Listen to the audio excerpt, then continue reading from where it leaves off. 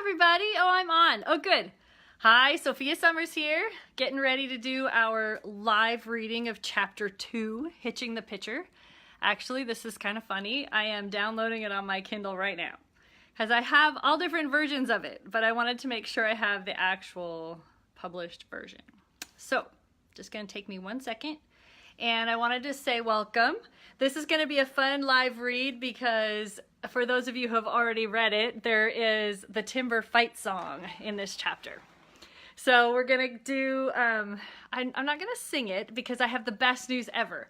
Rebecca Connolly has actually written, she's the one who wrote our timber fight song, and she is going to sing it for us. Not right this minute, but she's going to come on later, and she's actually written the music to it, and she's going to come and sing the actual song. So I'll be reading the words, but she's going to sing it. I'm really excited to announce that. So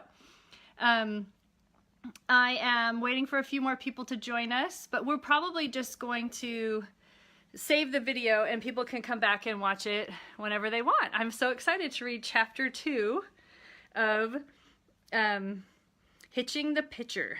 Okay, let me find it back on my thing. Here we go. Yeah, I know I should have done this like a half an hour ago. Okay. So this series was written by Rebecca Connolly and Heather B. Moore and Sophia Summers. And we're so excited to share it with you. 6 books. These are 6 athletes drafted straight out of college into the majors. And we realize that hardly ever happens, maybe never. And therefore they have a lot of fame and they're excited. And they're like famous in every way and therefore have all kinds of different relationships with people, and their girls are super great. And oh, Heather's here. Fellow author Heather wants to know about my shirt. This is actually just a local shirt. It's our dragons, our fellow dragons, for where my kids go to school. And we're Carroll ISD in South Lake, Texas, and it's a big dragon town. On Friday, everybody wears green. So that's the plan for, but it looks like baseball-y, so I threw it on. I'm waiting for our jerseys. We've got jerseys coming. So I am, sorry, still downloading our book. Silly me. I mean, really, I could just pull it up off of another file, I'm sure, too. But, yeah. Stalling. Anyway, other news, we have, if you join our page right now, you get all kinds of, you can enter to win a Kindle, and we have other prizes and things going on throughout the week because it's our big launch week. So please join us on the Swoony Sports Romance page. Let me head over there and make a little announcement. I'm gonna see if I can put this. Oh my word, I have a fellow Texan on here. Christy! I'm so happy to know that. So Christy Flores and I live near each other. We should get together for lunch. Such a fan, love it. We're a big football town, actually, but we also have just built a big baseball stadium, and I am one of the newest baseball fans that ever lived. Baseball is cool, you guys, and romantic. You're gonna love these books. Our players are super fun. So let me just do a quick announcement. Oh, we've got it. Heather's taking care of us. She's announced it all over the place. All right. So yesterday you will have, if you click around on the links, you will see Rebecca Connolly read Chapter 1. So you can catch up and be with us and read and watch her read Chapter 1. The link is on our page. And pretty easy. Why am I not understanding my own Kindle? Hold on 1 second. It's being weird. Oh, it's telling me to join Kindle Unlimited. Yes, everybody should join Kindle Unlimited. However, right now, I'm already in Kindle Unlimited, so let's just get to my books. Sorry. Here they are. Okay, now we're ready to go. So, dear Rebecca will get on, and it won't be, I don't know when she's going to do it, tonight or tomorrow, and she's actually going to sing her song that she wrote, which is the school fight song. Now, when I had my copy editors read this and my other editors go through the book, they actually searched up Belltown University to try to find out what this school was. It sounded so real to them. We have created so many traditions, local hangouts, things that they do at Belltown, being from the same university. And it's all throughout our books, and it's super fun. They have a group text chat, and they can, oh good, Heather posted the link so you can watch Rebecca's chapter 1. So they have tons of their own traditions, and they go back and forth with each other and razz each other throughout all our stories. And you can start the series with any book. Obviously, you're going to want to read every book. I can say that. I wrote them. I worked with them on these books, but honestly, you would miss out if you didn't read every single book. So, but they're meant to be standalone, so you can read them in any order. And, yeah, it should be done now. Let's see. Oh, I apologize.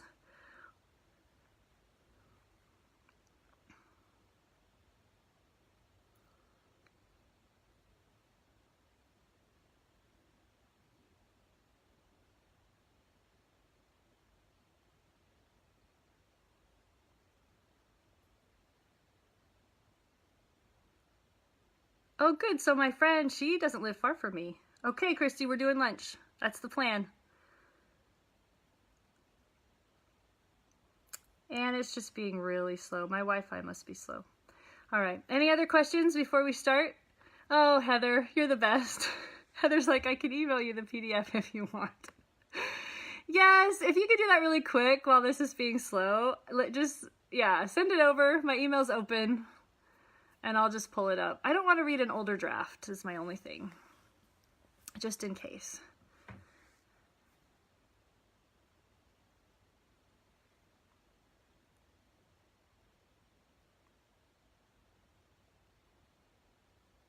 I mean, it says I've got it. Hold on.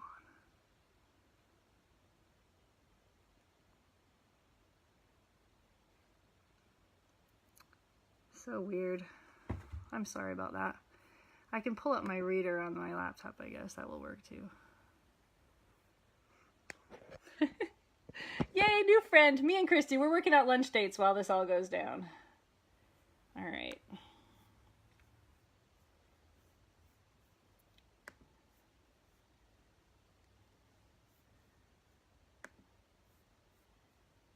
Okay.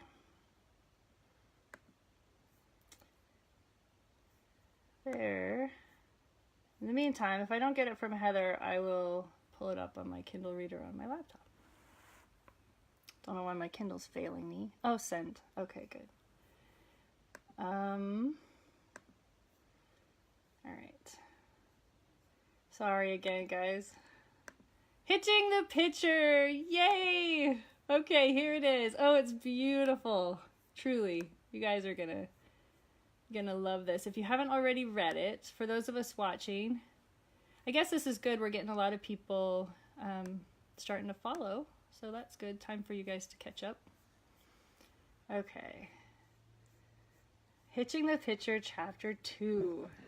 So Heather posted the link within the comments on how to watch Rebecca read Chapter 1. She's the original mastermind of this particular book, and we all work together on them, of course, but a lot of this is her genius, her creative baby. So, here we go. Campus was bustling, which wasn't surprising, and it made him even more relaxed about being there. Having picked up another hat from his childhood bedroom, dressed in a hoodie and jeans, backpack over one shoulder, he looked just like every other student there. No one would be looking at him, even in passing, as they would all be focused on getting to their next class or leaving for the afternoon. He could wander his way around, relive the best days of his life, and enjoy the relative anonymity of being a lumberjack amid thousands of other lumberjacks. And he intended to reminisce in full after he visited the bookstore. The scores for his philosophy final hadn't come in yet, but he'd already received 7 texts from Mace asking about it, and another 3 clearly intended to start a philosophical discussion. Sawyer didn't care. He wouldn't ever need these books again, and he had no desire to ever think about philosophy again. He'd already registered for the next round of courses, and he was already thinking about those topics instead. Well, considering them at any rate. In passing, History of sport would have some entertainment value, and museums and culture should be a walk in the park. Neither fulfilled any sort of core credit, but he'd just done that with the philosophy class. He deserved something that would relax his brain rather than stress it, especially as they got closer to the season. No need to pressure himself further. He took a flyer from a group of girls, handing them out, glancing down at it as he headed towards the bookstore. Free cookies and milk at a meeting for a storytellers club. Once upon a time, he would have gone to something like that just for the free food and likelihood of cute girls. Being something of a celebrity had its perks back in the day, and the six-pack had loved every second of it. Maybe not every second, but certainly most of them. He nodded at a professor he recognized as he neared the bookstore and opened the door, stepping back to hold it open for a young woman exiting. "Thank you," she said in a familiar voice he couldn't place. "You're welcome," he replied, smiling politely as he tried to look her over to help his memory out. She froze, then looked up at him, and recognition dawned on him with the power of a jab to his solar plexus. "Sawyer Bennett," she said, smiling. So she said slowly, her mouth curving in a perfect smile he recalled well, a slight dimple adding to the experience. He felt himself smiling without any effort at all. "Erica Moore." She laughed and immediately pulled him into a warm hug. "Oh my gosh, what are you doing here?" Sawyer chuckled as he hugged her back. The scent of rose and honey filled his senses, almost nostalgic in its warmth. "It is my hometown, Erica." Erica punched him in the arm as she pulled out of the embrace. "Mine too, genius." He rubbed at the sudden stinging in his arm. "Ow! Pre-season, Teach, you'll ruin me." "You'll survive," she muttered dryly, still smiling. "And Belltown is not your hometown," he retorted. "You live in Mackenzie, technically." She skewered him with a look. "Home of Big Mac himself, which makes me more lumberjack than you." He gaped and gasped for effect. "Take it back." She folded her arms and cocked a hip. "Nope." Now Sawyer laughed and pulled her in for another hug. Somehow he'd forgotten how much he liked Erica as a person, and not just when they had dated. They'd been friends long before any of that, and good friends too. She was funny, she was fresh, and she seemed to find joy in simply living. And she was wickedly mischievous. At least a third of his pranks had been captained by her, though he'd never admit that. And he suddenly realized just how much he'd missed her. "Oh, it's good to see you, Teach. You haven't changed a bit." "Same to you," she quipped. She stepped back and tucked a wind-blown section of her long brown hair behind an ear, her bright blue eyes nearly matching the sky above them. "Except for that, what is that?" She gestured to his chin. He scratched at his well-tamed scruff. "What, this? It's attractive. Everybody says so."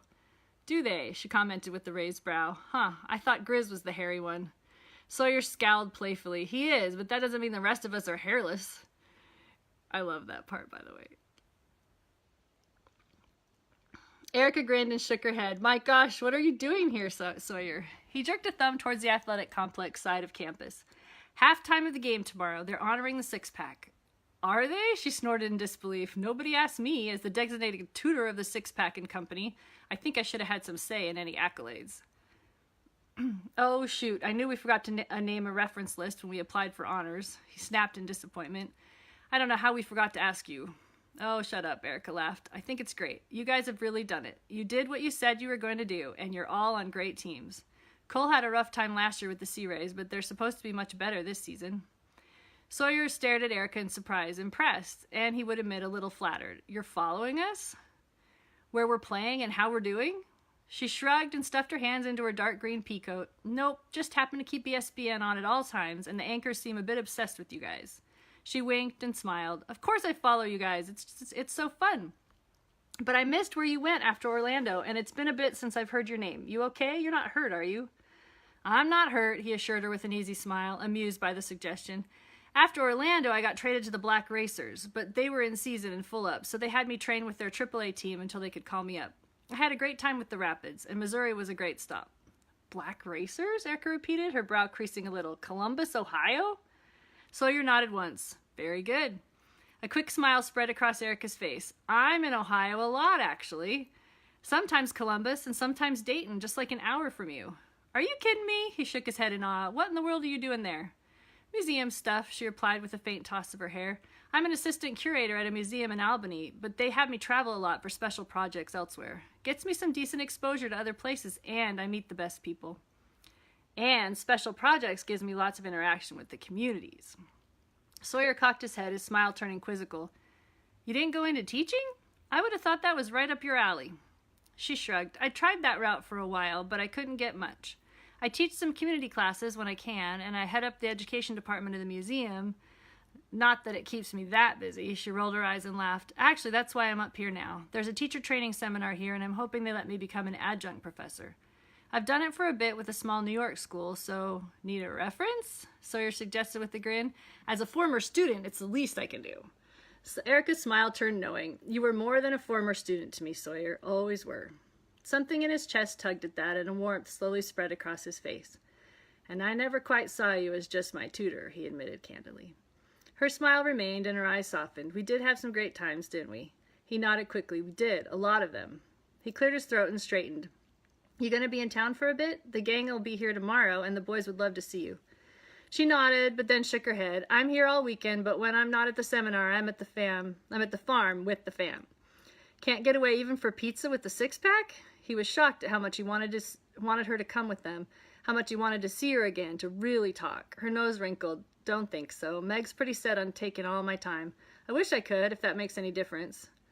If Meg commandeered all of my time, I'd want to hang out with anyone else too. Stop, Erica groaned, tipping her head back. You'll make me feel worse, and she's still with Jeff, so... Sawyer winced dramatically. Yikes, I'll send Grizz out to save you. You know your mom always liked him best. Everybody liked Grizz best, Erica reminded him, still smiling. Even you? He asked, before he could stop himself. Erica paused and smiled with a distinctly cryptic air. It was really, really good to see you, Sawyer. He opened his arms and she stepped into them. You too, Erica, so good. He held her for a long moment, and she let him, amazingly enough. I really am in Ohio a lot, she said quietly. And my number hasn't changed. Let's grab dinner and really catch up, okay? Sawyer smiled and pulled back, giving her a thorough look. Absolutely, I'd love to. And if you're ever in Columbus during the season, you'll find a ticket with your name on it. Good seats, too, I promise. Erica grinned at him, laughing. Throw in a hot dog and a frozen malt, and I'll come to every game. You're only coming for the food, aren't you? Nothing like ballpark food at a great game. Sawyer mused, looking up at the sky briefly. Whoever told you that great piece of wisdom? Erica hummed nonchalantly. Oh, just this really cute baseball player I used to know. Great on the field, lousy at chemistry. Sawyer coughed a laugh as Erica backed away, wearing the mischievous look that used to be a favorite of his. I got a B, thank you very much, and I ask you to name me one great player who really understood chemistry. She shrugged, still smiling at him. I don't know, Axel seemed to get it just fine. Rude, he called after her, only getting the sound of her laughter in response. And then for no good reason, he was laughing, quietly but helplessly, and just to himself. Erica Moore, his mother's favorite girlfriend, and if he was being honest, his as well. She'd always been his favorite. Sawyer Bennett shook his head, wondered what in the world fate was doing, and turned back to the bookstore to exchange textbooks, if not pick up some more Belltown paraphernalia. He was growing fonder of this place by the moment. Here we go, guys. I'm doing cheerleading cheers now. Ready? Shoo! Ha! Shoo! Ha! Shoo!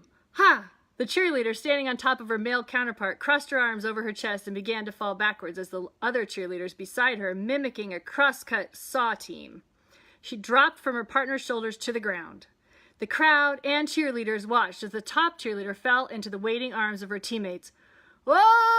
And down they go! The buzzer sounded, and both teams returned to the court. Isn't it great to be back here? I freaking love this place. Sawyer snorted a faint laugh and looked at Grizz. We're down by 5 before the half. You hear the Timberline section cheer and you get all teary-eyed? Heck yeah, I do, came the heated retort from his friend, his dark goatee stretching across his chin. No shame. Come on, come on, come on, Cole hissed, his eyes fixed on the court. Campbell can catch us up if they'll get him the ball. Don't forget Richards, Reichard pointed out, arms folded as he leaned across the wall watching. He's top of his game right now. His threes are amazing. They all watched as Belltown marched down the court against Franklin, the ball passing easily between them before going to a lanky player who shot the most perfect three-pointer known to college basketball. Devin Richards, called Ted Shanks, the traditional Belltown announcer, with all the drama one could expect. For the three! The crowd roared and cowbells clanged, the Timberline section on their feet, their faces painted in the school colors of red and blue, their flannel towels waving wildly. Sawyer had to admit even he was getting caught up in this now. Belltown hadn't made the conference playoffs in 15 years, and now, not only were they in them, they were ranked number 2, just behind this particular team. Franklin had been the reigning champs for 5 years, regularly made the NCAA tournament, and boasted a decent number of drafted players annually. Belltown wasn't supposed to challenge them, yet here they were. "Let's go," Levi called, cupping his hands around his mouth. "Come on, boys." Axel looked up at the clock, grinning broadly. Probably proudly too, but it says broadly. 10 seconds. Make something happen. "Timber!" the crowd chanted, clapping twice afterwards. "Timber! Timber!" Just then, one of the boys intercepted a Franklin pass, darting back towards their basket. The crowd roared its approval. "Go!" Sawyer bellowed, clapping with the rest. The ball was passed to another player who looked up at the clock as he dribbled down the court. "No fouls, no fouls, no fouls, no fouls," Cole muttered, rubbing his hands together. The player slowed his dribbling, gesturing to his teammates to slow, to hold, to wait. 4, the crowd chanted. 3, 2. He tossed the ball to Richards again, who jumped and sank another beautiful three-pointer just as the buzzer sounded. The crowd exploded as the scoreboard shifted to show Belltown ahead by 1 point as they went into halftime. Players for Belltown hugged and slapped hands, rubbing the heads of younger players, while the Franklin players jogged towards the visitor locker room with carefully blank expressions. The band rose in their section and started playing the Belltown fight song, and the crowd began to clap in time. Sawyer and the rest of the six-pack joined in. Okay, here we go, guys. This is the part Rebecca's going to join us and sing, but I'm just going to quote it to you. I have no idea what melody she has personally written for this. "Hail to Belltown, hail to thee, proud and tall among the trees. Honor, glory, all be thine, calling all to the timberline. Alma mater, we stand proud. Sons and daughters, rise up now. Hail to Belltown, hail to thee. Lumberjacks, one and all are we." Grizz elbowed Sawyer with a grin, and with every other lumberjack in the stadium, the six-pack cupped their hands around their mouths and bellowed, "Oh! Away we heave, away we hoe, we see and saw, and down they go. Proud and mighty, strong and true, the lumberjacks are coming through. Belltown, Belltown," they all shouted, pumping their fists in the air.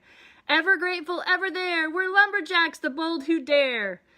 Just as Sawyer had done in the airport with little Scotty, they all echoed the drum roll with a drawn-out, "Oh, timber!"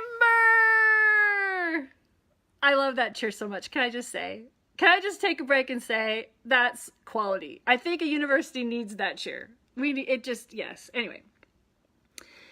Continuing on with the story.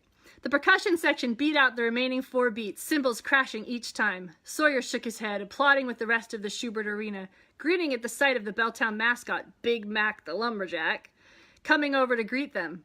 The young man was burly, strapping, and sporting his very own rather impressive dark beard. Chad in the traditional flannel, suspenders, and cap. He twirled his axe on his shoulder, the traditional name carved into the handle. Delilah, bearer of luck, source of all lumberjack power. Thanks to the course he had taken 2 years ago called The Old Testament as Literature, Sawyer knew what an irony that was. Pause for everyone else to realize what an irony that was. Love it so much. Benefits of education. "The six-pack," Big Mac said with a grin, shaking each of their hands in turn.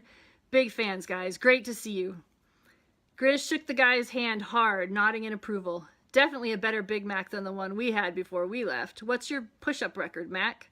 "Stop, Grizz," Riker groaned. "Leave the guy alone. This is not a contest." "Stay out of it, Rabbit," Grizz growled. Big Mac was clearly not intimidated by the major league status of the men around him. 274. Axel muttered something in Spanish, rubbing his eyes. What Axeman said," Cole agreed. "Grizz, down." Grizz laughed, his booming laugh, and patted Big Mac on the shoulder. "Heave ho, my man." Big Mac grinned. "Thanks, Grizz. Good luck this season." He nodded at them, then turned back out to join the cheerleaders. "What about us?" Riker demanded, flinging his arms out. "Come on now." Sawyer shrugged and heaved a sigh. "Everybody likes Grizz best." Cole snorted. "Says who?" "Erica," he said, before he could stop himself, and then he winced, knowing what was coming. "Teach?" At least 3 of the guys cried, turning to him. He put his face against the cement wall. "Yeah." The Inquisition would begin in 3, 2, 1. "Ladies and gentlemen, please put your hands together for the voices of Lumberjack Radio, Dan Peterson and Pat Connor." The crowd roared. Sawyer wasn't sure that sound had caused so much relief before, but it did now. "Hey there, Belltown," Dan called a bit too loudly for the microphone. "Thanks, Ted. Pat and I promised to keep this short and sweet so the Lumberjets can dazzle us all with their program. But first, we have something important to do." Yeah, Pat agreed, straightening his tie and grinning around at the crowd. Some might say it's an honor. Not that long ago, Belltown did something pretty special. So special, in fact, that we made national news. Sawyer groaned and shook his head. These guys. Give him a break, Skeet, Axel scolded, straightening his expensive suit without a tie and smoothing back his hair. They don't get out much, radio and all. A few of the guys chuckled, and they all prepared themselves for their entrance. The Lumberjacks have always had an incredible baseball program, Dan was saying, and our legendary coach, Rich Maxwell, is proof of that. There was a pause for massive applause and whistles, which the six-pack joined in heartily. The winningest coach in collegiate baseball history, Pat reminded them. But even he had never done this before. We, the Lumberjack community, sent 6 of our finest and favorite baseball players into the Major League Draft. All of them got picked up. To honor our Belltown boys in this tournament, Dan continued, speaking louder over the growing excitement of the crowd. And the Belltown boys we've sent out here for you tonight, we have Belltown's very own six-pack. Ted Shanks, do the honors, please. The lights in Schubert Arena went down, and techno music began to play as blue laser lights and a smoke machine kicked on. Oh wow, Grizz murmured with a chuckle. This is epic. The music took on a more intense beat, electric guitars and drums kicking things up. Ladies and gentlemen, Ted announced deeply, boys and girls, lumberjacks of all ages, introducing your Belltown six-pack. The arena roared in a frenzied pitch, leading off playing center field. Number 11, now playing for the California Sea Rays, Cole Big Dog Hunter. Cole slipped on his signature sunglasses, mirror lenses reflecting the upper lights, grinned and jogged out into the arena, a spotlight following him as he moved to center court. Batting second, playing shortstop, number 18, now playing for the Seattle Sharks, Axel Axman Diaz. Axel jogged out, earning some distinctly feminine shrieks as he did so, the spotlight entirely unnecessary but following anyway. Hitting third, the third baseman, number 2, now playing for the Minnesota Ice, Levi Steele Cox. Levi groaned and made a face. Minnesota. It even sounds cold to say it. He grumbled before forcing a smile and running out of the tunnel. Sheesh, Sawyer muttered to the others. He's not over that yet? Nope, they replied together. Batting cleanup, playing first base, wearing lucky number 7, now playing for the Baltimore Blue Jays, Riker Rabbit Stone. Nice, Riker said as the arena continued to roar, leaving Grizz and Sawyer in the tunnel waiting. I don't know about that, Sawyer commented. A bit much, isn't it? Come on, Skeet, this is great, Grizz laughed. Sawyer gave him a wry look. Uh-huh. You're not off the hook about Erica, you know, Grizz told him as the crowd began to chant his name. Yes, I am, he shot back. Batting fifth, playing catcher, number 9, now playing for the Pittsburgh Knights, David Grizz McCarthy. There was a huge rise in the crowd volume for Grizz, and Sawyer smirked. Of course. Nah, Grizz told him, you're not. He smacked Sawyer on the back before jogging onto the court, waving. Sawyer scowled after his friend. Yes, I am. And finally, our hometown hero, the pitcher, now playing for the Columbus Black Racers, wearing number 21, Belltown's favorite son, Sawyer Skeeter Bennett. No pressure, Sawyer exhaled, smiling as he made his way out to center court, slapping hands with his teammates just the way they used to, including the chest bump with Grizz. He waved to the crowd, though he couldn't see a single one of them. A highlight reel of the six-pack began to play in the jumbotron above them, and for a few minutes, all of them were caught up in the nostalgia of their time together. Old interviews, old teammates, championship moments, and even some especially ridiculous times that had somehow been caught on camera. As the video ended and the lights went up, the band began to play Hail to Belltown again, and they all joined in the singing and the clapping. This time, as the crowd cried the usual call of timber, the drums started another round of rolls, confusing all. Ladies and gents, Dan and Pat said together, up in the rafters to the left of the press box, we will forever honor our Belltown six-pack. A banner was suddenly unfurled from the rafters, bearing each of their last names, their group name, and the number they had worn in college. Wow, Grizz breathed beside him. Can I get teary-eyed now? The guys laughed, all of them waving to the crowd, but Sawyer, despite his teasing, found his own throat a little tight. There really was no place like home. Oh, I love this so much. Can I just keep reading? I just kind of want to keep reading. Anyway, that's chapter 2. If you come back tomorrow, you'll get Heather B. Moore reading chapter 3 of Hitching the Pitcher. And then if you want any more of this awesome book, you're just going to have to buy it yourself. We're so excited. And then every month we'll have another book come out in the Belltown 6-pack till you've read every member of the 6-pack story. I can't wait to share these with you. Thanks for being here. We're so happy to share this with anybody who wants it. Oh yeah, Rebecca's going to sing. When are you going to sing, Rebecca? Are you going to sing now or later? I'll wait for her to answer. What does she say?